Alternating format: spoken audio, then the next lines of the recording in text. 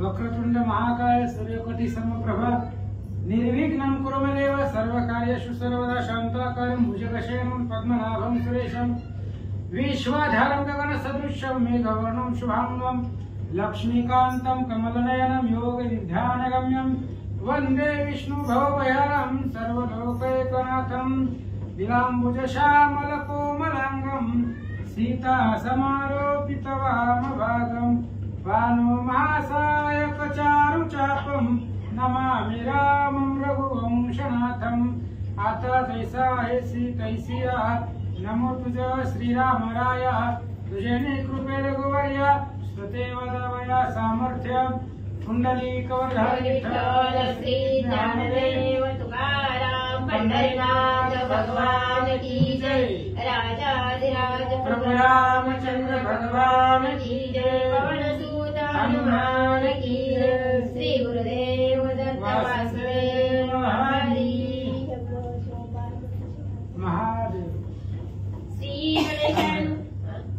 श्री गणेशाय नमः। श्री प्रभु रामचंद्राय नमः।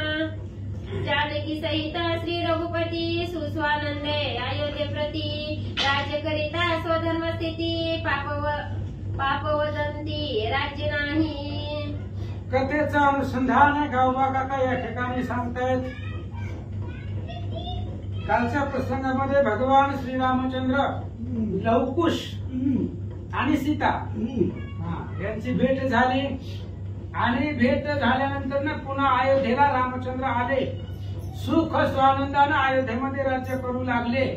स्वधर्माने भगवान परमात्म्याचं राज्य असल्यामुळं पापवदंती राज्य नाही।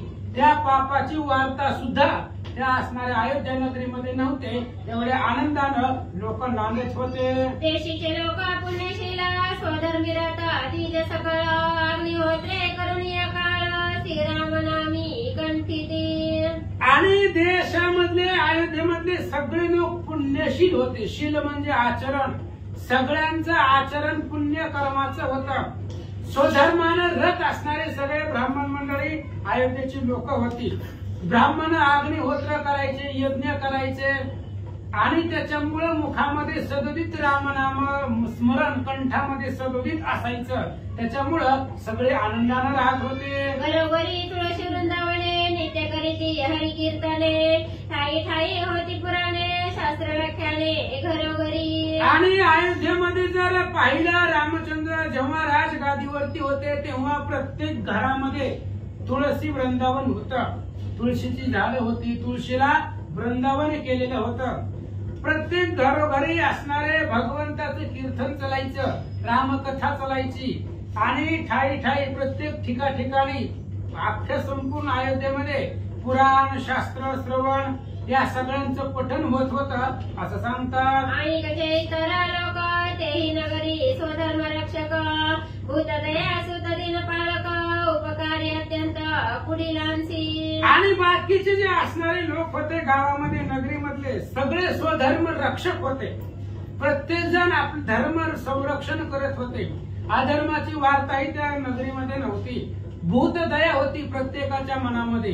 जे जे भेटी जे भूत ते माने जे भगवंत हा जे काय असणारा मनामध्ये होता त्याच्यामुळं सगळे आनंदाने राहत होते।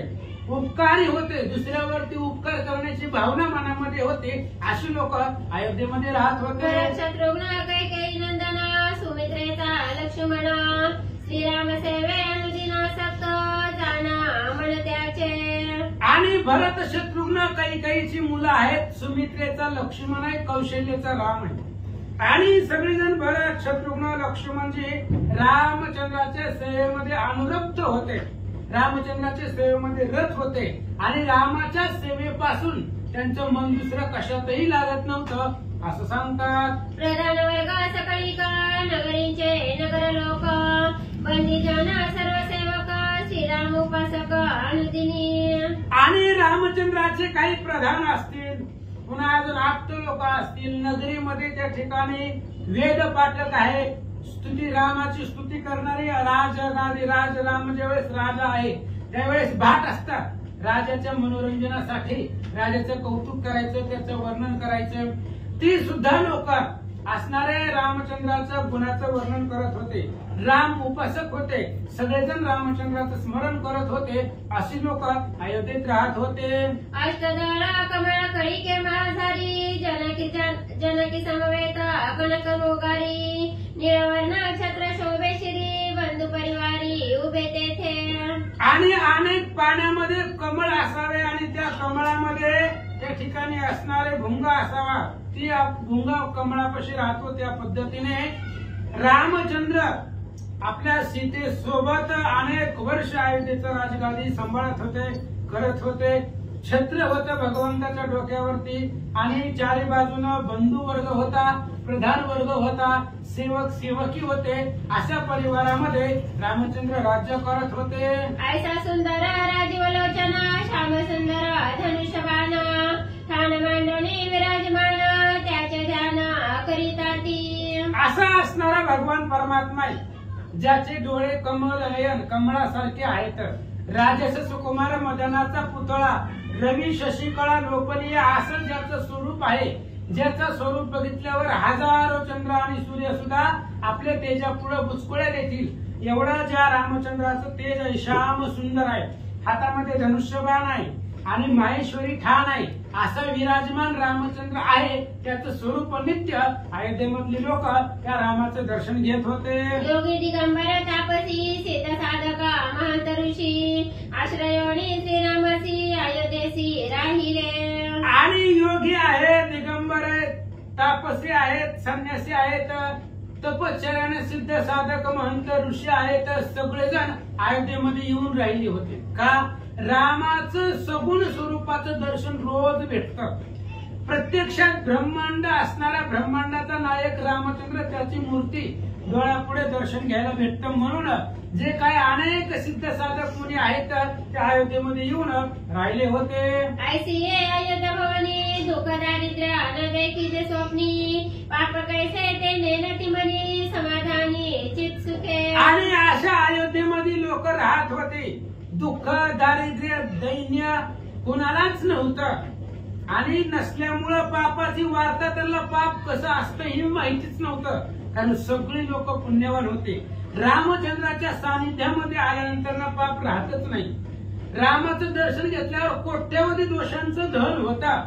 म्हणून जे अयोध्येवासी लोक होते त्यांना पाप हे कसलं असतं ती माहितीच नव्हतं. पापाची वार्ताच अयोध्येमध्ये नव्हती. सुख समाधानानं लोक नांदत होते. कित्येक काळापर्यंत राज्य करी श्री रघुनाथ पुढे कथा वर्तली अद्भुत सावधान चित्त अवधारा. आणि रामचंद्रांनी सीतेसोबत लवकुशासोबत अनेक वर्ष अयोध्येचं राज्य केलं. राजगादी सांभाळली. धर्मानं स्वधर्मानं प्रजेचं परिपालन केलं. पण नंतर एक अद्भुत अशा प्रकारची कथा वर्तली अनेक वर्षानंतर. आता काय कथा झाली तीच लक्षपूर्वक ऐका. काही म्हणे श्रीरामासी रावणाची लंका आहे कैसी ते मज सांगावी परीयसी समुद्राचा दिसी परिघसे. आणि कैकई ह्या कैकईनं एकदा रामचंद्राला विचारलं एकांतामध्ये, म्हणले रामा, रावण त्रैलोक्यावरती जरा होता, त्याचं ऐकलेलं आहे त्या रावणाचं नाव. मग त्या रावणाची लंका कशी आहे सांगा म्हणले. त्या लंकेला चारी बाजूनं समुद्र आहे, मध्ये त्रिकुट आहे आणि त्या त्रिकुटावरती लंका आहे. मग ती लंकेचं वर्णन कसं आहे सांगा. काही विचारते.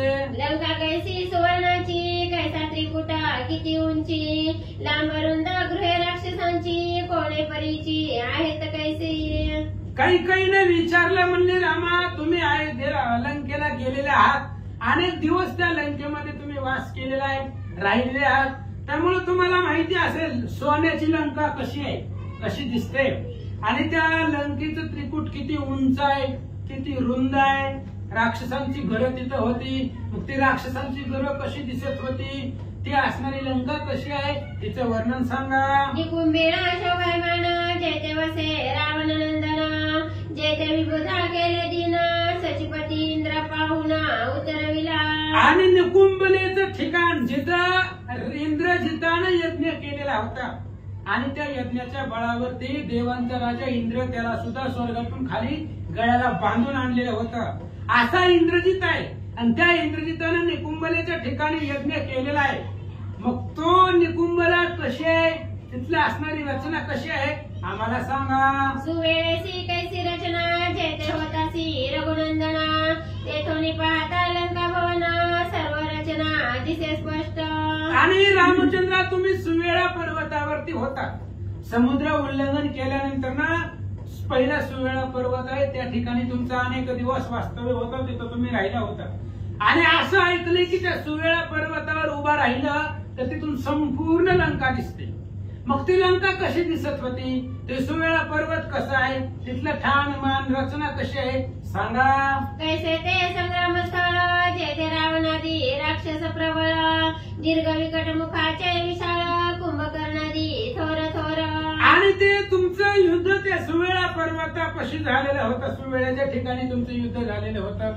मग ती जागा किती मोठी असेल सुवेळ्याच्या ठिकाणची, ज्या जागेमध्ये कुंभकर्ण आहे, रावण आहे, त्याचे प्रधानमंत्री बलाढ्य राक्षस होते. ते सगळे राक्षस ते असणाऱ्या सुवेळ्या पर्वतापाशी कसे लढले, कसलं असणारं ते ठिकाण आहे आम्हाला सांगा. अशोकवनाची रचना जेथे होती पद्मनयना परिवारिता राक्षस सेना त्रिजटा अधिकरुणी. आणि अशोकवन आहे, ज्या अशोकवनामध्ये तुमची पत्नी सीता राहिलेली होती. 6 महिने त्या अशोकवनामध्ये ती राहिलेली होती. आणि त्या सीतेच्या भोवती अनेक राक्षसी होत्या, अकराळ विक्राळ. त्याच्यामध्ये एक सत्व गुणामध्ये त्रिजटा होती. ती सीतेला कधी कधी धीर देत होती, आश्वासनं देत होती. 6 महिन्यामध्ये सीतेचा सांभाळ त्या त्रिजटेने केलेला होता. मग त्या अशोकवनाची रचना कशी आहे, ते असणारा अशोकवन कसं आहे ती मला सांगा. ते लंका पाहुणीच्या दृष्टी ऐशी कैकेयीचा उत्कंठा मोठी हे श्रीरामे जाणून या पोटी माझे प्रती बोलता झाला. आणि काही ना म्हटले रामा ती एकदा लंकाला जाऊन चक्कर मारून यावं असं मला वाटायला लागले. काय आता पुष्पक विमान आहे रामचंद्राचं, जावं ती लंका सगळी बघावी, जिथं सीता बसलेली होती ते अशोकवन बघावं, तुमचं युद्ध झालेलं ठिकाण बघावं, विभीषणाचं घर आहे, इंद्रजिताचं निकुंभलाचं ठिकाण आहे. मग एकदा मला लंकेला जाऊन ती लंका बघू द्या डोळ्यानं. पुन्हा काय आता म्हातारा वय झालेला आहे, पुन्हा भेटते नाही भेटते जायला, म्हणून एकदा डोळ्यानं सगळं बघून येऊ द्या असं रामचंद्रांनी कैकेयीच्या मनामधलं ओळखलं. त्यावेळेस कैकेयीला भगवंत काय बोलतात. अहो जननी अवधारी लंका पाहया उत्कंठा थोरी वर्तत असे तुमच्या जिवारी तरी प्रधान समवेत जाईजे. आणि रामांनी सांगितलं आई साहेब तुम्हाला लंका बघायचंय, तुम्हाला तशी इच्छा आहे, जावं म्हणजे कशाला मी अडवतोय. प्रधान घ्या, पुष्पक विमानाला मी बोलवतो, त्याच्यावरती बसा, तुमच्या सोबतीला 4-5 बुद्धिवंत हुशार ताकदवान मंत्री ठेवा, घेऊन लंकेला जावा, तुम्हाला काय बघायचं ती बघून माघारी या. रामचंद्र बोलतात पाहुणी लंका भवन शीघ्रवत यावे आपण असे श्रीरामे आज्ञा पुन्हा पुष्पकावरी बैसविली. रामाने सांगितलं तुम्हाला लंका बघायचे, जावा म्हणले. मग पुष्पकाला बोलवलं. पुष्पकाने सांगितलेलं होतं, स्मरण केलं की मी येतो. आणि मी कुठं नाही, त्या अयोध्येच्या आकाशामध्ये, अयोध्येच्या वर आकाश आहे, त्या आकाशामध्ये गुप्त संचार करतो. जेव्हा तुम्ही स्मरण कराल, आठवण कराल, तेव्हा मी येतो. पुष्पक विमान आलं, त्या पुष्पकावरती पुष्पक विमानामध्ये कैकेयीला बसवलं आणि रामचंद्र पाठवतात. सवे देवणी नाना मंत्री लंके निघाली कैकेयी पुत्री घेतली मंथरा पवित्री कलहकारिणी पुनरपी. रामचंद्राने अनेक प्रकारचे मंत्री सोबतीला दिले. कैकेयी विमानामध्ये बसली. आता एकटी जावं का नाही, सोबतीला होती ती म्हातारी मंथरा. अख्खं रामायण त्या मंथरेमुळेच झालेलं आहे. म्हणून सांगितलं पुनरुपी कलह हा कारिणी पुनरुपी. पुन्हा त्या मंथरेला सोबत घेतलं म्हणजे आता काहीतरी अजून कलह निर्माण होणार आहे अयोध्येमध्ये. म्हणून ती मंथरा पहिल्यांदा दुष्ट बुद्धीची होती आणि त्याच मंथरेला सोबत घेतलं आणि कैकेयी लंकेला निघाले. माये सवे पूर्ण विद्या देवी कैकेयी पासी मंथरा कुविद्या देवी अदमावळ्या विद्या परापरवादा लागुणी. मायेपाशी अविद्या असते, अविद्या म्हणजे आज्ञा, मायेपाशी अज्ञान असतं. तशा पद्धतीने कैकेयीपाशी मंथरा होतीच. कैकेयी कुठे जरी गेली तरी त्या मंथरेला विस्मरत नव्हती. कारण का, ही मंथरा लग्नामध्ये आंदण दिलेली होती. कैकेयी देशाच्या राजानं जावं म्हणलं, हिला घेऊन जावा, तुझी लहानपणापासूनची मैत्रीण आहे, घेऊन जा. म्हणून ती मंथरेला विसरत नव्हती आणि कलहकारिणी ती मंथरा होती. काही हिनं बरोबरीला घेतला. जसं अधमाला अविद्या आवडते, अधमापाशी आज्ञा असतं, तशा पद्धतीने त्या काही पशी सदुदित मंथरा असायची. तिला सोबत घेतलं, निघाले. देवी काही निज विमानी पाहे चालली लंका भवनी, मार्गे आकाशा पाहे नयनी दश दिशा अवलोकित. आणि त्या मंथरेला सोबत घेतलं. काही ना विमानामध्ये बसले, अयोध्येला लंकेला निघाली. जात असताना दश दिशामध्ये सगळी नजर टाकून बघू लागली. असे चालत विमान नाना देशा दुर्गे लंगुणा, पुढे देखील लंका भुवन कनक कळशी विराजित.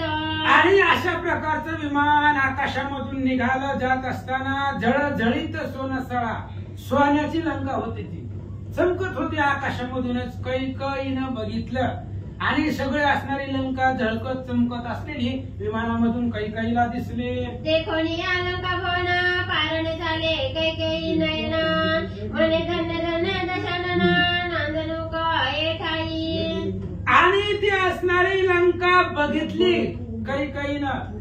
बघितल्यानंतर ना डोळ्याचं पारणच फिटलं. एवढी सुंदर शोभिवंत लंका होती, सोन्याची होती, संपूर्ण चमकत होती. आणि अशी असणारी लंका नगरी पाहिल्यानंतर ना कैकईला आनंद वाटला.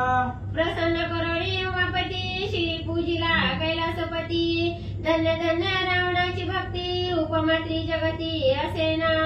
आणि हे असणारी रावणाची लंका, ह्या राजा रावणानं आपली शिरा महादेवाला अर्पण करून, अंगामधल्या शिरांच्या ताऱ्याचा विना करून, भजन करून, मंत्र म्हणून महादेवाला आवडलेलं होतं, महादेवाला भक्ती प्रेमामध्ये गुंतवलेलं होतं. असा असणारा रावण आहे. आणि रावण या लंकेचा राजा होता, या ठिकाणी नांदलेला होता, राहिलेला होता, असं काही बोलतात. धन्य पौलस्तीचे तप, धन्य पौलस्तीचा जप, धन्य पौलस्तीचा प्रताप, बंदी सुरवर जयाचे.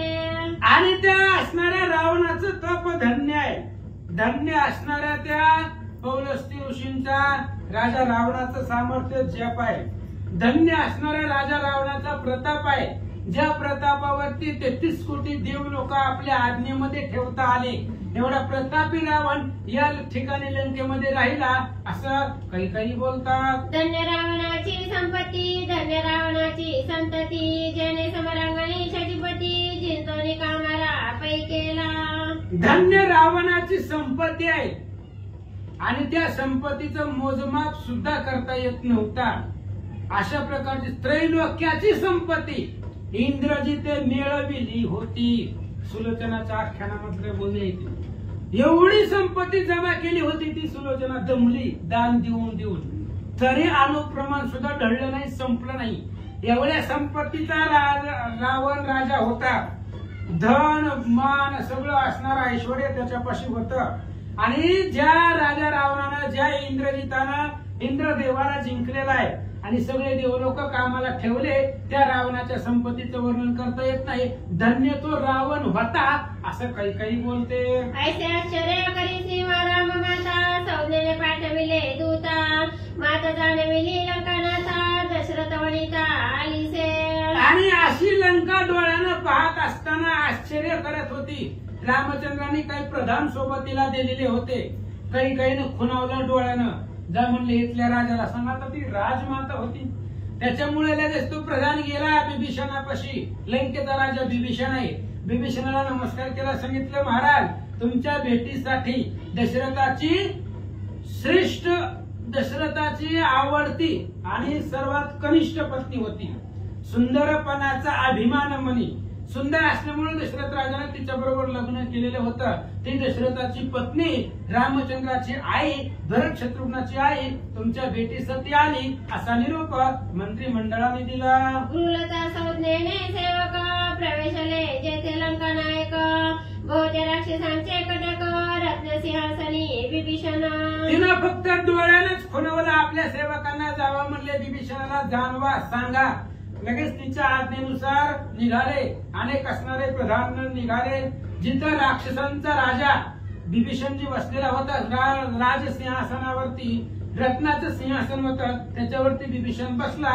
या दूतांनी कसा बघितला? दूती बिभीषणा कैसा देखिला, जैसा शशी गगनी मिरवला, की उत्तान चरणाचा तांदूला आढळपदी शोभत असे. आणि त्या असणाऱ्या दूतांनी बिभीषणाला बघितलं. कसं बघितलं?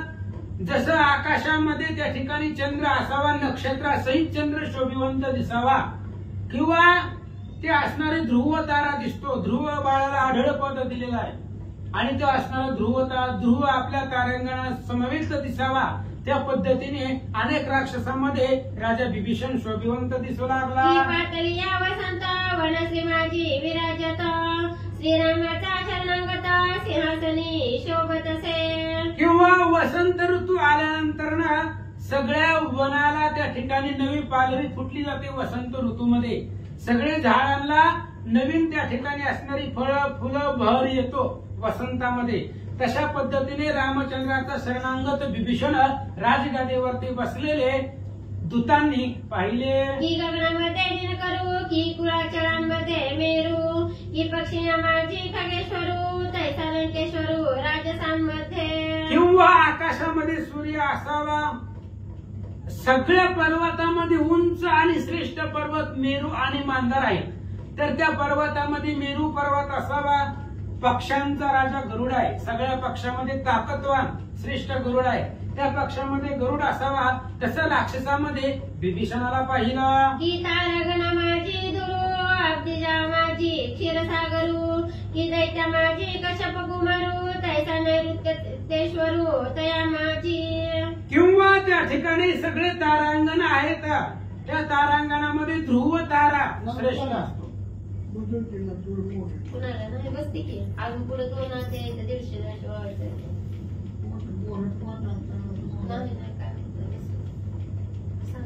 ध्रुव तारा आपल्याला दिसतो बघा कधी कधी चमकत असताना. मग ती एवढं एकच तारा कस काय दिसते? असंख्य तारा नक्षत्र आकाशामध्ये आहेत. तसं अनेक तारामध्ये ध्रुव तारा दिसावा. किंवा पाणी आहे, अनेक समुद्र आहेत, 7 समुद्र सांगितले गेले. त्या सगळ्या समुद्रामध्ये क्षीरसागर दुधाचा समुद्र जसा शोभिवंत दिसावा, तशा पद्धतीने राक्षसामध्ये बिभीषणजी दिसत होते. ऐसा बिभीषण धर्ममूर्ती, दूती देखोनी प्रणिपात भुजंती, कर जोडणी आदरे स्तुती, करीती झाला मुख कमळे. आणि अशा प्रकारे धर्ममूर्ती, धर्माची मूर्ती बिभीषणजी होते. राजगादीवरती पाहिले गेले दूतांनी हात जोडले, वाकून बिभीषणजीला नमस्कार केला आणि मुखानं बिभीषणाची स्तुती केली. काय निरोप सांगतात? राजाधिराजा लंकापती, अतिश्रेष्ठ धर्ममूर्ती, कैकईने पाठविले तुम्हा प्रती आशीर्वाद देवणी. आणि ती दूत बिभीषणजीला म्हणू लागली, राजधिराज धर्ममूर्ती तुम्ही आहात आणि आम्ही अयोध्येवरून आलेलो आहोत. कैकईनं आम्हाला तुमच्याकडे पाठवलेलं आहे, आशीर्वाद दिलेला आहे कैकई मातेनं तुम्हाला, आणि आशीर्वाद देऊन तुमच्या भेटीसाठी आम्हाला पाठवले, असं ते दूत बिभीषणजीला बोलतात. कैकई म्हणाला आहे कोण स्थळी, तरी प्रधान सहित नगराचे पाळी, तेने पाठविले तुम्हा जवळी, बोलवावया तुम्हा ते. आणि तुमच्या मनामध्ये प्रश्न येईल, कैकई कुठं आहे? तर नगरामध्ये जी काही दरवाजा आहे, आतमध्ये शिरताना मुख्य दरवाजा असतो, त्या दरवाजामध्ये नगरामध्ये कैकई आहे. सगळे अनेक प्रधान मंडळी तिच्या सोबत आहेत आणि ती आलेली आहे लंकेमध्ये. ही बातमी तुम्हाला कळण्यासाठी आम्ही आलेलो आहोत, असं दूत सांगू लागले. दूतमुखीचे कोणी वचन, बिभीषणाचे उल्हासे मन, सेनासेवक राक्षस जन, कैकई भेटी निघाला. आणि लगेच दूताच्या मुखामधून ऐकलं. बिभीषणाला आनंद वाटला, रामचंद्राची आई आहे म्हणून अतिशय उत्साहानं आनंदानं आपल्या अनेक प्रधान मंडळी जे काही बुद्धिवंत होते ते सोबतीला घेतले आणि कैकईच्या दर्शनाला बिभीषणजी निघाले. सहपरिवारे शरणागत, भरत मातेच्या भेटी उल्हासत, चालीला जैसा आनंद भरित, चकोर चंद्राची प्रीती. आणि एक परिवार सोबतीला घेतलेला आहे आणि शरणागत असणारे बिभीषणजी मनामध्ये उल्हास आहे, आनंद आहे. कैकईच्या दर्शनासाठी भेटीसाठी चाललेले आहेत. केवढी प्रीती बिभीषणाच्या मनामध्ये कैकई बद्दल आहे, जेवढी चकोराला चंद्राची आवड असते किंवा चकोर चंद्राची वाट ज्या आतुरतेनं पाहतो तेवढीच आतुरता कैकेयीला भेटण्यासाठी बिभीषणाकडे होते. ऐसी परी बिभीषणा श्रीराम मातेचा भेटन करुणी साष्टांग नमन आनंद पूर्ण निवाला. आणि अशा प्रकारे असणारे बिभीषणजी आले, कैकेयी मातेला नमस्कार केला, त्यांचं दर्शन घेतले, साष्टांग नमस्कार केला आणि त्यांना भेटल्यानंतर बिभीषणजीच्या अंतःकरणामध्ये आनंद वाटला. बिभीषणा जोडल्या करी कैकेयीचा प्रणिपात करी म्हणे स्वामीनी मज दिनावरी एवढी कृपा थोर केली. आणि बिभीषण गेले, दंडवत घातला कैकेयींना, हात जोडले, नमस्कार केला आणि बिभीषणजी म्हणताय आमचं भाग्य थोर आहे, धन्य मी आपुले मानिन संचित. आमचं असणारं पूर्वपुण्य फळाला जी तुम्ही आज आमच्या नगरीमध्ये गावामध्ये आलात, म्हणून बिभीषणजीला आनंद वाटून कैकेयीची स्तुती करू लागले. आता चलावे मंदिरा मज दिनावरी कृपा करा अशी प्रार्थने नृप सुंदरा परिवारेची गृहा नेली. आणि बिभीषणजीने सांगितलं आता इथपर्यंत गावामध्ये आलात, अजून आमच्यावरती कृपा करा आणि आमच्या घरला चला, कारण आलेले आहे तुम्ही साक्षात रामचंद्राच्या मातुश्री आहात, तुमचे चरण आमच्या घराला लागावं म्हणून चला. बिभीषणजीनं अतिशय विनंतीनं मान सन्मानानं कैकेयीला आपल्या घराकडे आणलं. दीर्घ उपचारा करुणी पूजिली ते भरत जननी समस्त भोजन सारणी वेळे दिले सकपूर्व. आणि कैकेयीचे सगळे असणारे उपचार म्हणजे तिला जे जे पाहिजे ती सगळी सेवा बिभीषणजीने केली. शेवटी कैकेयीची पूजा केली, जेवणाला उत्तम अशा प्रकारचे पदार्थ बनवलेले होते. जेवण झालं त्यांना पानाचे विडे दिले, अशा प्रकारे सांगू लागले. कैकेयीचा देवणी दिव्यांबरे मग प्रार्थिली मधुरोत्तरे म्हणे माते कोण कार्यार्थ श्री रघुवीरे तुम येथे पाठविले.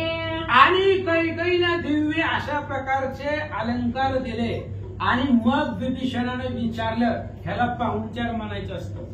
आपण दरवाजात हायवर म्हणतो कस काय आला, काय काम काढलं आमच्याकडे. बिभीषणजीने आधी घरामध्ये नेलं, जेवण दिलं, पूजा केली, मान सन्मान केला, वस्त्र अलंकार साडी वगैरे सगळं दिल्यावर बसवल्यावर पुन्हा विचारलं मग कस काय येणे केलं आमच्या गावाकडे, काय निमित्तानं आला, रामचंद्राने काय कार्य योजून तुम्हाला पाठवलं सांगा.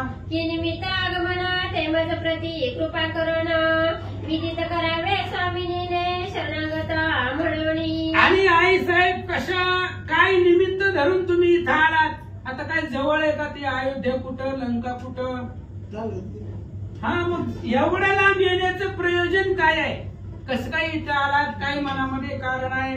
मी जसा रामाचा शरणागत आहे तसा तुमचा सुद्धा शरणागत आहे, माझ्यावरती कृपा करा आणि तुमच्या मनामध्ये काय इच्छा आहे ते सांगा असं बिभीषणजी बोलतात. ऐकोनी बिभीषणाची विनंती कैकेयी बोले तया प्रती म्हणे समस्त लंका पहावयार्थी येते राजेंद्रा. बिभीषणाची नम्र विनंती ऐकल्यानंतर कैकेयी सांगितलं बिभीषणजी मला कोणी पाठवलं नाही, वाटलं मला तुमची लंका बघावी म्हणून मी आले, स्वतःच्या इच्छेनं आलेले होते, लंका तुमची सगळी दृष्टीनं पाहावी म्हणून या अर्थानं मी इथं आलेलं आहे असं कैकेयी सांगतात. मारुनी रावणा कुंभकर्ण लंका तुझं दिदलिताना ऐसा कोणी उत्कंठित मन पाहावया आले लंकेते. आणि कैकेयीने सांगितलं बिभीषणजी काही सुद्धा नियोजन नव्हतं, उगाच सहज तिथं आता म्हातारपणामध्ये बसून बोर व्हायला लागलं, फिरून यावं म्हणून विमानामध्ये बसले आणि आले. ऐकलं होतं पाठीमागं रामचंद्रांनी रावणाला मारलेला आहे, सगळ्या राक्षसांना मारलं, बिभीषणाला लंका दान केली, ही फक्त ऐकलंय आणि कानात आणि डोळ्यात 4 बोटाचा फरक असतो म्हणतात. मग ती एकदा डोळ्यानं बघावी आणि हे लंका बघण्याच्या आतुरतेनं मी इथं आले कैकेयी सांगतात. कैकेयीची ऐकवणी वचनावळी बिभीषण सांगे प्रधानांजवळी भरत माते ते लंका समोळी दाखवा सकळ भवनाधिक. आणि कैकेयीचं बोलणं ऐकल्याबरोबर बिभीषणानं लगेच प्रधान बोलवलं आणि त्या प्रधानाला सांगितलं ही रामचंद्राची आई आहे म्हणजे आम्हाला सुद्धा आई सारखीच आहे, त्यामुळे हिला घेऊन जावा आणि त्यांना जे जे पाहिजे लंकेमधलं जे जे ठिकाण बघायचंय ते सगळं एक एक एक नावासहित दाखवा असं प्रधानाला विभीषणजी सांगतात. निकुंभला सुवेळा पडलंका त्रिकुटादी करुणी दावलंका जेथे मारिले रावणारी सैनिका ती स्थळे दावावी. विभीषणजी सांगू लागले इंद्रजितानं जिथं यज्ञ केला ती निकुंभरेचं ठिकाण दाखवा. पुन्हा सुवेळा ज्या ठिक पर्वतावरती रामचंद्र राहिले होते तो सुवेळा पर्वत दाखवा. पडलंका सुद्धा आहे आपल्या शेजारीच आहे त्या पडलंकेला सुद्धा दाखवा. सगळे असणारी लंकेमधली नगर किंवा जिथं रामचंद्र आणि रावणाचं युद्ध झालं अनेक राक्षस रावणासहित ज्या ठिकाणी मारली ती सम्रांगण सुवेळा पर्वत कैकेयीला दाखवा. समस्त प्रधानांची भवने आणि निद्रा केली कुंभकर्णे ती स्थळे आणि नाना भवने अशोकवने दाखवावी. सगळ्या प्रधानाची असणारी भवन दाखवा. भवन म्हणजे घर. सगळ्या प्रधानाची घरे नाव सहित दाखवा. ही इंद्रजिताचं होतं, ही शुकसारणाचं होतं, हे रावणाचं पोरग आतिकायाचं होतं, पुन्हा आकंपन प्रहस्त वसनष्ट ही सगळे नावं घेऊन त्यांना दाखवा. यांचंही घर होतं. अशा पद्धतीने मग कुंभकर्णाचं सुद्धा दाखवा. जिथं कुंभकर्ण त्या कुंभकर्णाला झोपायला सेपरेट घर होतं आणि ते असणारं निद्रा ठिकाण सुद्धा दाखवा असं विभीषणजी सांगतात. विभीषण आज्ञावंदनी श्री बैसे विमानी जिचा पुत्र लवणारी लंकाची स्थळे पावे ते अवसरी निगती झाली ते काळी. आणि लगेच असणाऱ्या विभीषणाची आज्ञा सेवकांनी शिरसावंद्य मांडली ऐकली आणि लगेच पुन्हा असणाऱ्या कैकेयी मातेला विमानामध्ये बसवलं आणि प्रधान विभीषणाचेही प्रधान बसले आणि सगळी लंका विभीषणाच्या सांगण्यावरनं दाखवू लागले. प्रधान म्हणती राजमाते पडलंका पाहे जाण निरुते प्रथम क्रौंच हनुमंते हे स्थळी मारिली. प्रधानाने सांगितलं ऐका आई साहेब कैकेयी माता ऐका ही पडलंका आहे. आता इथूनच सुरुवात करतो. हनुमंताने बी सुरुवात तिथूनच केली होती. या पडलंकेमध्ये राजा रावणाची बहीण क्रौंचा ही इथं राज्य करत होती. हनुमंतानं त्या क्रौंचेला मारलं, सगळ्या राक्षसीने मारलं. ही ते ठिकाण आहे असं प्रधान सांगतात. ते सोनी प्रवेशाला लंकापुरी वळंगला गृहावरी ते हे राजभवन निर्धारी राघवारी वसे थे. आणि त्या पडलंकेमधून पुन्हा विमान लंकेमध्ये आल्यानंतर लंकेमध्ये जी काही घरं होती ती असणारी सगळी घरं पाहिली. ज्या ठिकाणी राजा रावण राहत होता ते असणारे राजभवन प्रधानांनी कैकेयीला दाखवला. हे रावणाचे होमस्थान तेथे करीत होता शयन हे सभास्थळ हे सिंहासन विराजमान येत राक्षसी. आणि राजभवनावरती विमान आल्यानंतर सांगू लागले इथं राजा रावण यज्ञ करत होता म्हणून रावणाचं होमस्थान आहे. इथं रावण झोपत होता म्हणून हे रावणाचं शयनगृह आहे. हे रावणाचं सिंहासन आहे. ही रावणाची सभेचं ठिकाण आहे आणि इथंच असणारी सगळी राक्षस एकत्र सभा होत होती असं प्रधान सांगतात. ही प्रसादी प्रधानांची मंदिरे येथे नाना जोशी भट व्यवहारे ही अग्निहोत्र्यांची होमस्थळे अपारे हे हाटबाजार लंकेचे. आणि ही सगळी असणारी प्रहस्त प्रधानांची मंदिर आहेत. इथं अनेक प्रकारचे व्यापारी राहत होते, भट होते, नाना प्रकारचे असणारे व्यवहार करणारी लोक राहत होती. ही असणारी यज्ञाचं ठिकाण आहे. इथं अनेक प्रकारचे यज्ञ राक्षस करत होती. ही लंकेमधला बाजार गल्ली आहे. हे अनेक वाणी गल्ली आहे, सुतार गल्ली आहे, अनेक प्रकारच्या गल्ली आहेत, बाजारपेठ आहे असं प्रधान कैकेयीला दाखवतात. दाखविली शक्रजिताची पुरी चैत्य होम करिता होता सुरारी सौमित्रे साधुनी रणचत्वरी मारिला पशुसारी खा. आणि जी असणारी इंद्रजिताची नगर जिथं निकुंभ जिथं इंद्रजित यज्ञ करत होता ते यज्ञाचं ठिकाण दाखवलं. लक्ष्मण ते असणाऱ्या यज्ञापाशी गेला, त्या यज्ञाचा विध्वंस केला आणि पशु मारावं तसं इंद्रजिताला लक्ष्मणानं मारलेलं होतं. त्या इंद्रजिताचं घर सुद्धा प्रधानांनी दाखवलं. तेथोनी पुढे चालिले विमान देखिले सुवेळेचे वन कैकेयी म्हणे शिखर मनोरमन याचे नाम काय असे. आणि तिथून विमान पुढे निघालं. सुवेळा पर्वताच्या वरती आलं. त्याची असणारी शिखर उंच दिसत होती. त्या सुवेळा पर्वतावरती वन शोभिवंत होतं. कैकेयीने विचारलं प्रधानांना ही या ठिकाणाला काय म्हणतात म्हणजे हे कोणतं ठिकाण आहे सांगा. प्रधान म्हणती राजमाते वानरा सहित श्रीराम येथे रावणे राक्षसाचे निर्दळीले सबरांगणी. प्रधानांनी सांगितलं ऐका आई साहेब, कैकई माता ही असणारे सुवेळा पर्वत आहे. सगळ्या वानरा सहित रामचंद्र इथं राहिलेले होते आणि इथंच सगळ्या राक्षसांना मारलेलं होतं. राक्षस सैन्याचा विध्वंस राम लक्ष्मण वानर सैन्याने इथूनच केला. हे त्रिकुळ हे असणारी सुवेळ आहे असं सांगतात. पहिला रुद्रकूट पर्वत येथून उडाला वायुसुत लंका जाळणी अशोकवनात पादप उपडवणी पै गेला. आणि हे असणारं रुद्रकूट पर्वत आहे, त्रिकुट आहे. आणि हनुमंताची शिफ्टी ज्यावेळेस राजा रावणानं जाळली, सभेमधून हनुमान उडाले आणि ह्या पर्वतावरती येऊन बसलेले होते. आणि ह्या पर्वतापासून लंका जाळायला सुरुवात केलेली होती. अनेक झाड उपटून त्या लंकेमध्ये टाकून त्या घरांचा विध्वंस केलेला होता. हे ते ठिकाण आहे असं सांगतात.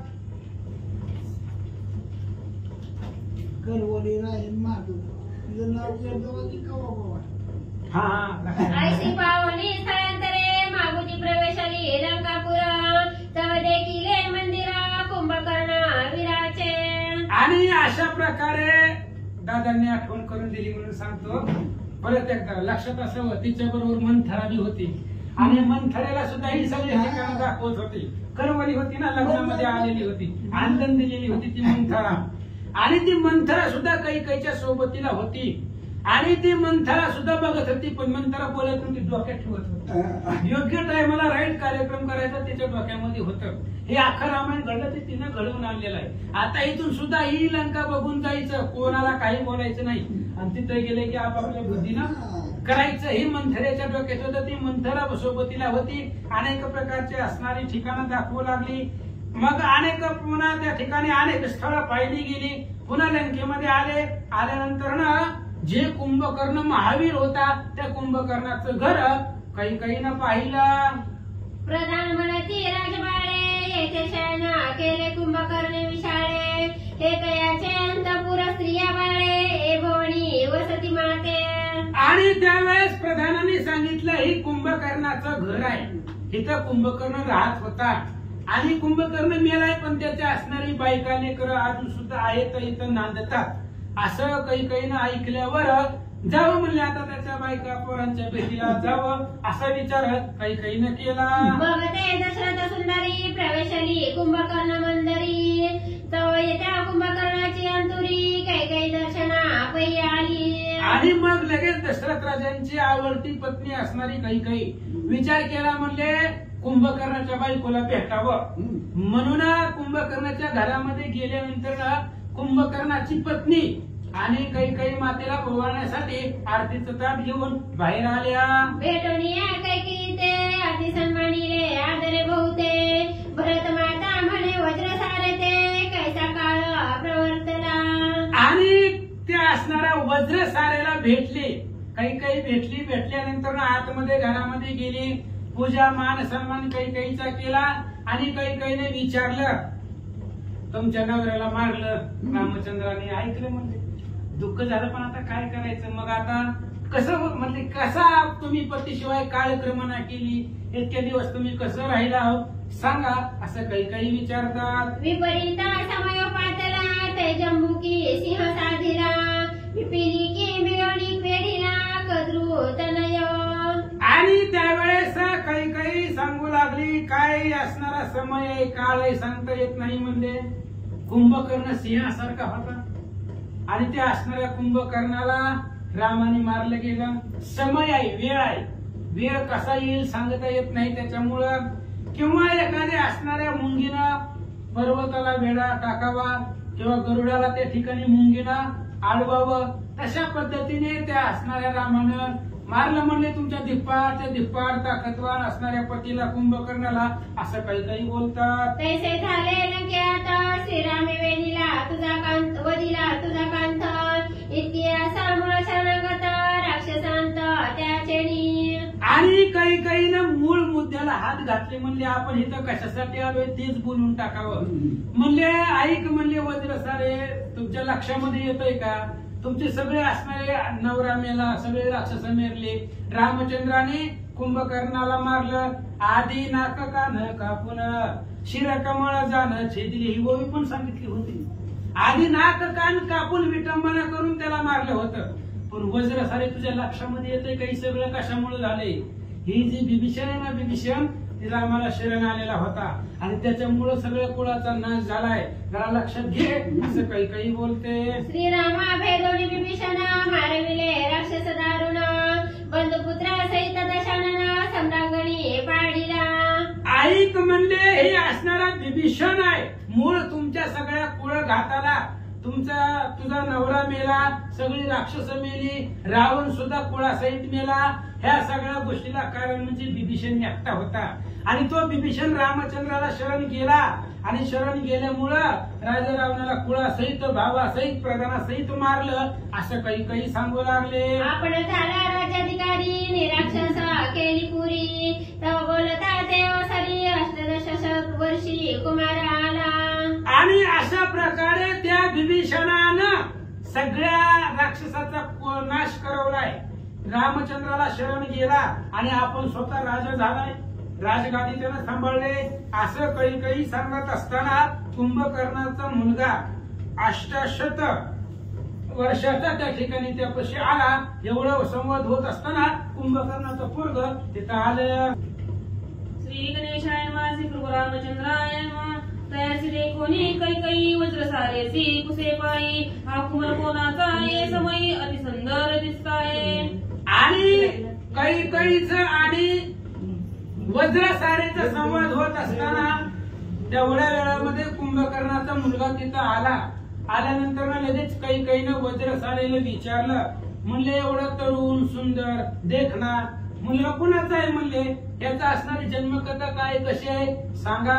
रूपठाणे अति सुंदर गुण पराक्रमी दिसे पंचानन याची जननी जनक कोण मज प्रति संपूर्ण सांगावे.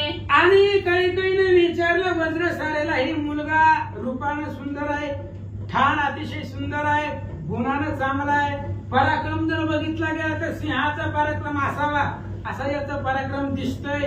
मग याचे आई वडील कोण आहेत, कुणाचा मुलगा आहे सांगा. कैकोनी कैकनीच्या वचनासी वज्र सारा सांगे सर्व संतासी सांगो आदरिले परियेसी सावकाशी अवधारीजे. कैकईचं बोलणं ऐकल्यानंतर ना वज्र साऱ्याने सगळा वृत्तांत त्या मुलाचा सांगू लागल्या. वज्र सारा म्हणे कैकी माते एक याची का कथनाते मूळ का सूर नामे याते प्रसिद्ध वर सर्वाते विदित असे. आणि वज्र साऱ्याने सांगितलं आई काय म्हणले कैकई माता हे जी मुलगा आहे ना आता आलेला याचं नाव मुळकासूर आहे. आणि हे असणारा मुळकासूर प्रसिद्ध नाव आहे याला, सगळ्यांना लंकेमध्ये माहिती आहे मुळकासूर आहे असं या ठिकाणी वज्रसारा सांगतात. पिते याते मुळी लागला म्हणून या त्याचा त्याग केला परी बाहेर वाढीनला ये राखोराची ये घरी. आणि ही असणारा पित्याच्या मुळी लागलेला होता. म्हणजे हे कसं झालं होतं, मुळकासूर नाव का लागला हे आमच्या मुळावर जन्माला. जेव्हा रणांगणामध्ये कुंभकर्ण मिळाला तेव्हा याचा जन्म झालेला आहे. म्हणजे ही जन्माला बरोबर बातमी आला म्हणून हे आमच्या मुळावर लागला म्हणून हे जरा मुळकासूर. आणि आम्ही त्याला सांभाळलं बी नाही, तसंच हाकलून दिलं. लहानपणीच घराच्या बाहेर सोडून आलो, पण दुसऱ्याच्या घरी वाढणं एवढं धिप्पाड झालेला आहे असं वज्रसारा सांगतात. महिला कोणी पितयाते मरण झाले राघव असते क्षय झाला सर्व राज्याते रावणाधिका एक करोनी. म्हणून ऐका काही माता ही जन्मल्यापासून आम्हाला मूळ लागलं. जन्मल्या ह्याचा बाप मिळाला, सगळ्या लंकेचा विध्वंस झाला, सगळं राक्षस कुळच संपलं ही जन्मल्या बरोबर. म्हणून याचं नाव मुळकासूर ठेवलं गेलं. ह्याला सांभाळलं सुद्धा नाही आम्ही. आमच्या सगळ्या वंशाचा क्षय झाला ही जन्माला बरोबर म्हणून ह्याला आम्ही जन्माला की लगेच सोडून दिलं होतं असं वज्रसारा सांगते. मूळ नक्षत्रे शांती केली राक्षस सेना निर्गाळली रावणाची कुळवल्ली आवळली रागवग्नीने. आणि मूळ नक्षत्र ही मुळावर जन्मलेला होता आमच्या वंशाच्या. ही ज्यावेळेस जन्माला त्यावेळेस सगळे असणारी राक्षस सेना निर्दळून टाकली. रामचंद्राने सगळं रावणाची कुळवल्ली कुळाचं झाडचं सगळं तोडून टाकलं. त्याच्यामुळं रामचंद्राच्या क्रोधानं आगळीनं सगळं रावणाचा वंश संपवला, त्याला कारण ही होतं असं सांगतात. इतकी सरी कारण हा मूळका सूर हा जाणी जय माझा कुमार याचे देखता तप्त शरीर होत आहे साजणी. काय सांगायचं, ह्याचं थोंड सुद्धा बघू वाटत नाही मला. ह्याचं तोंड जरी बघितलं ना तरी माझं सगळं असणारा अंगाला तप्त एवढा राग मला येतोय. कारण जन्मल्यापासून सगळं आमच्या घराचं वाटोळच झालेलं आहे, म्हणून ह्याला आम्ही सोडून दिला होता. पण कस काय आता आलाय काय माहिती. ही जी दिसतंय ना आता एवढं तुला, हे माझंच पोरग आहे, म्हणजे आमच्या मुळावर जन्मलेलं होतं असं काही काहीला वज्रसारा सांगते. वंशा झाली सर्व शांती मूळ नक्षत्राची येसी गती हे होणार अनादि निश्चिती भविष्य वाल्मिकी बदला असे. आणि सगळ्या वंशाची शांती झाली, समाप्ती झाली. आणि मूळ नक्षत्रावरती हे जन्मलेलं होतं. हे जन्मल्यामुळं सगळं त्या ठिकाणी वंश बुडाला. त्याच्यामुळं आता असू द्या, कोणाला दोष देत बसायचंय. जे व्हायचंय ते घडून गेलेलं आहे, जे आता व्हायचंय ते होणार आहे. त्याच्यामुळे आता ह्याच्यामुळे झालं त्याच्यामुळे झालं, काय कोणाला दोष देण्यामध्ये काही उपयोग नाही. झालंय जेवढं व्हायचंय तेवढं सगळं घडून गेलेलं आहे असं वज्रसारा सांगतात. भरत माता म्हणे कुंभकर्ण प्रिय यासी तपा पाठवावे सये तप केली या फळ प्राप्त होय लंकेची या राज्याचे. आणि त्यावेळेस काही काही ना युक्ती सांगितली. तुम्हाला ही नकोय ना पोरगा, बरी सगळं राज्य कोणाचं होतं, रावणाचं होतं. मग काय करा, ह्याला तपाला पाठवा, तप करायला लावा, महादेवाला नाहीतर ब्रह्मदेवाला प्रसन्न करायला लावा. त्याच्याकडून वरदान मिळेल. वरदान मिळाल्यावर पुन्हा विभीषणाला मारायला काय वेळ लागते, वरदान मिळाल्यावर पुन्हा मग हे असणारा लंकेचं राज्य हे जे ह्याला प्राप्त होईल अशी युक्ती बुद्धी अयोध्येवर येऊन काही काहीला सांगितली. प्रसन्न केली या कैलासपती लंका राज्य ईश्वर संपत्ती विभीषणाची या प्रती देय निश्चिती साजणी. आणि ऐक वज्रसारे, तुला सांगते म्हणले, तुला लक्षामध्ये येत नाही संसार कसा करावा लागतोय. जीवन जगत असताना कसं जगायचं तुला कळत नाही. त्या माझ्याकडे अनेक बुद्धी आहेत, त्या आम्ही तीच करत आलोय म्हणले आयुष्यभर. ऐक म्हणले, तुला सांगते, ही जी मूळकासूर आहे ना ह्याला पाठव तपाला, तपश्चर्याला. आणि तपश्चर्या गेल्यावर महादेवाला प्रसन्न करील, महादेवाकडून वरदान मिळेल. आणि एकदा महादेवाचं वरदान मिळालं की लंकेचं सर्व ऐश्वर हे ह्याला प्राप्त होईल असं काही काही सांगतात. नाही तरी संतोषिनी विश्वनाथ सामर्थ्य देईल अद्भुत आपले बळे लंका प्राप्त होईल निश्चिती साजणी. म्हणून नाही तर समजा जर यानं महादेवाची तपश्चर्या केली तर महादेव ह्याला बळ देतील, बळ ताकद. आणि त्या ताकदीच्या बळावरती विभीषणाकडून हिसकावून ही राज्य घेईल.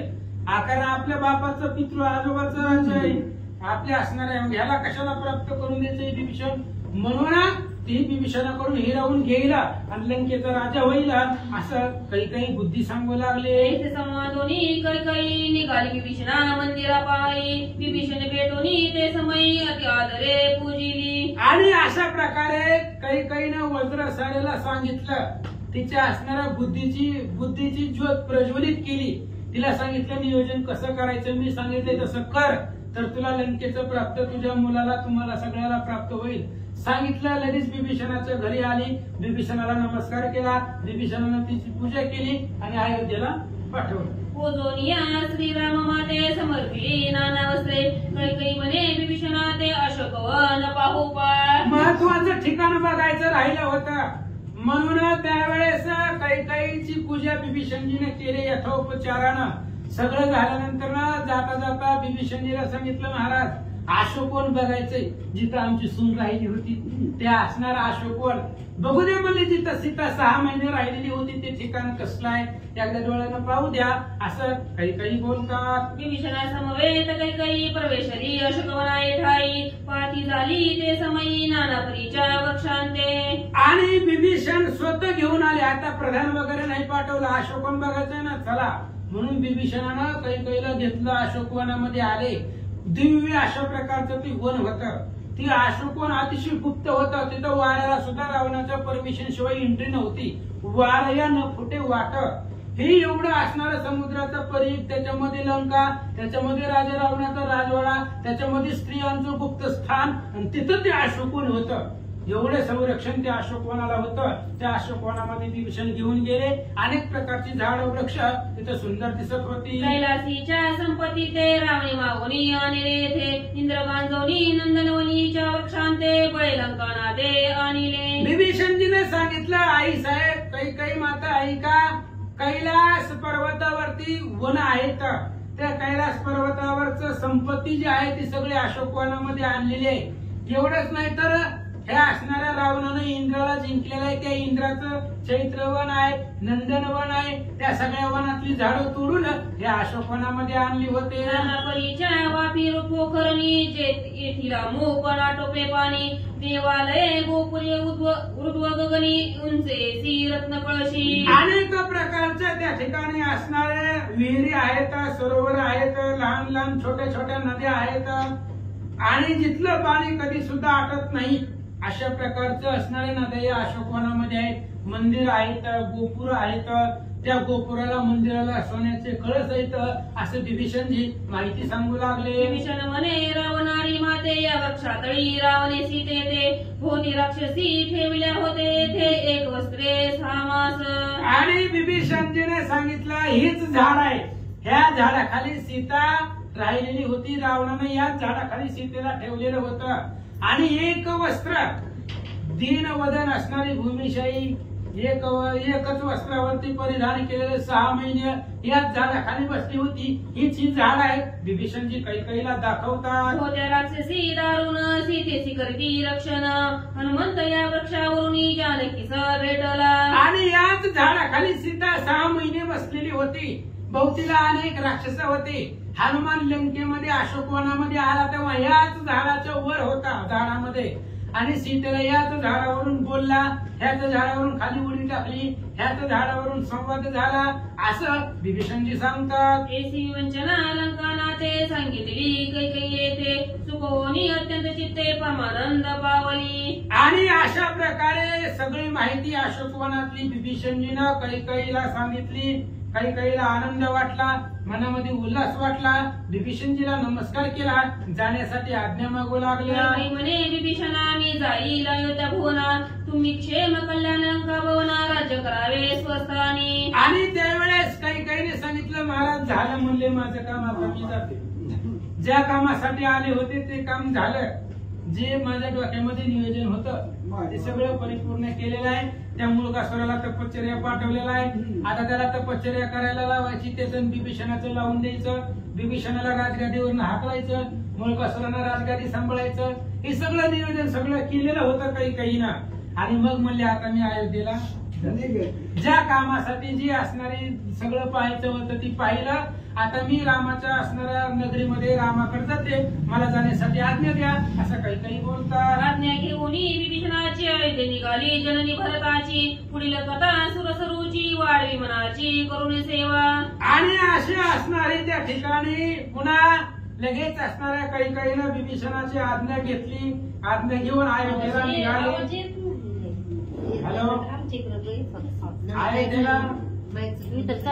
अयोध्येला गेल्यानंतर ना पुन्हा मग रामचंद्राचं दर्शन घेतलं आणि मग अयोध्येमध्ये कैकेयी राहिले. आता पुढे या असणाऱ्या लंकेमध्ये काही कथा वर्तते आहे. लक्षपूर्वक ऐका. जनार्दना शरण अवलोकनी लंका भवन कैकेयी प्रवेशली अयोध्ये जाण श्री रघुनंदन जेते वसे. ग्रंथ करते गावबा काका जनार्दन स्वामींना एकनाथ महाराजांना शरण जाऊन सांगतात कैकेयी लंकेमध्ये आल्या. सगळी लंका डोळ्यानं पाहिली गेली. विमानामध्ये बसल्या. जिथं रामचंद्राचा राज्य आहे त्या अयोध्येला माघारी गेल्या. आता याची पुढची कथा ऐका. स्वस्ती श्री भावात रामाने उत्तरकांडे कथा ठिकाया कैकेयी लंकावलोकन अयोध्या गमन नाम सप्तम दशा उद्या बळार्पण कृष्णार्पण वसते.